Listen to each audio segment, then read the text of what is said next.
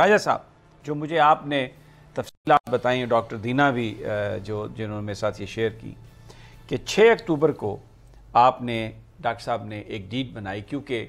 جو ایک پہلے ڈیٹ بنائی گئی تھی شاید اس میں جس طریقے سے لوگوں کو ٹرسٹ میں شامل کیا گیا، جو معاملات ہو رہے تھے، ڈاکٹر اے کیو خان صاحب کے نوٹس میں جب یہ چیز آئی تو ہی واز ناٹ سیٹسفائیڈ۔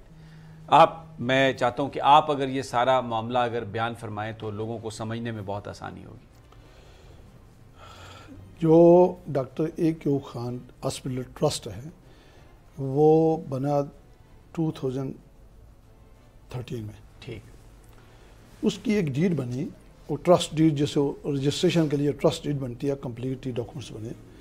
اس میں ہمارے جو ہے 4 ممبر تھے۔ Doctor A Q Khan chairman تھے، لائف ٹائم چیئرمین تھے، اور ڈاکٹر وقار، ڈاکٹر شوکت بابر وک اور مسٹر الفت رسول، یہ ہمارے 4 ٹوٹل ممبر تھے جو ٹرسٹ ڈیڈ ہم نے 2013 میں بنائی۔ 2013 میں یہ ٹرسٹ ڈیڈ جب بنی تو اس میں جو شوکت بابر وک آدمی تھا وہ تھوڑا کلیور مائنڈ تھا اور ایول مائنڈ بھی تھا۔ اس نے یہ کیا کہ اس نے 2017 میں اس میں چینجز کی، اس ڈیڈ کو چینج کیا، اس کی امینڈمنٹ بنائی ایک۔ اس امینڈمنٹ میں شوکت بابر وک، عائشہ نذیر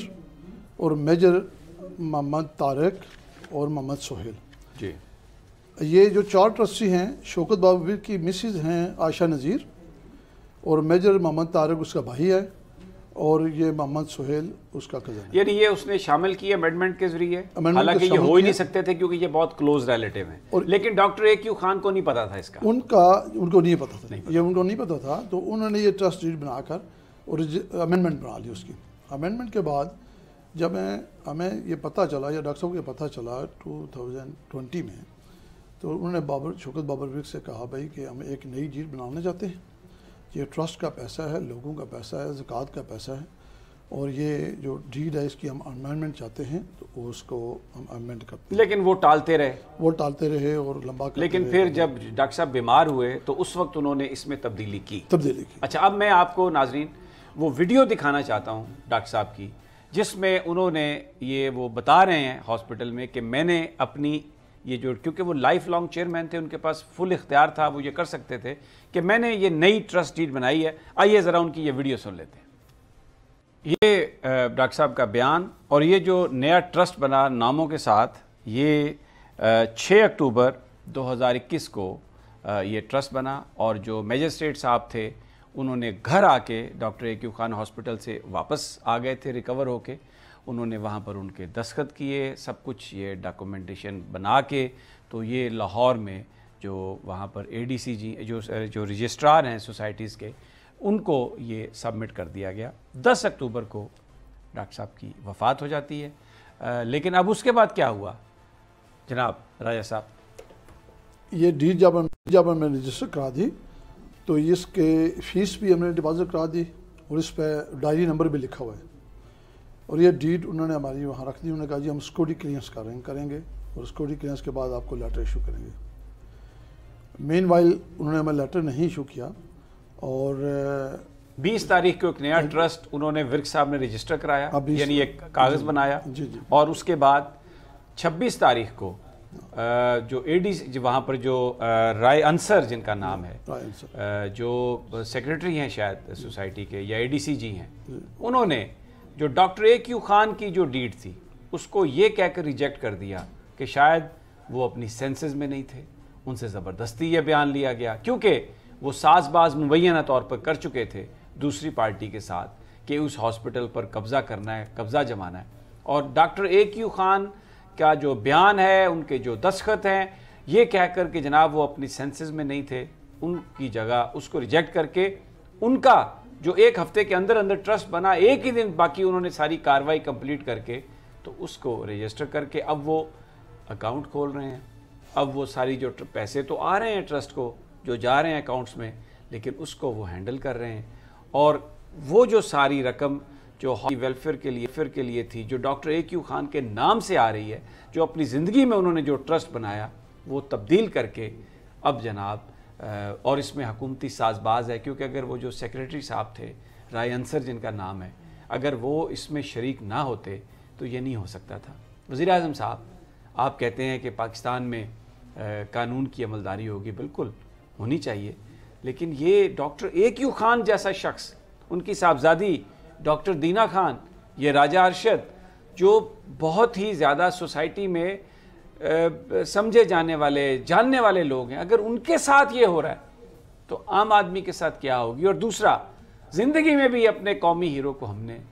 دکھ دیے، زندگی کے آخری 22 سال انہوں نے انتہائی اذیت میں گزاری، لیکن زبان پر کوئی شکایت کا لفظ تک نہیں آنے دیا، اور اب جب وہ اس دنیا سے رخصت ہو گئے تو جو انہوں نے اس قوم کے لیے جو ایک ویلفیئر کا کام شروع کیا، اس پر بھی چھاتہ برداروں نے قبضہ کر لیا اور حکومت ابھی تک خاموش ہے۔ ڈاکٹر دینا، have you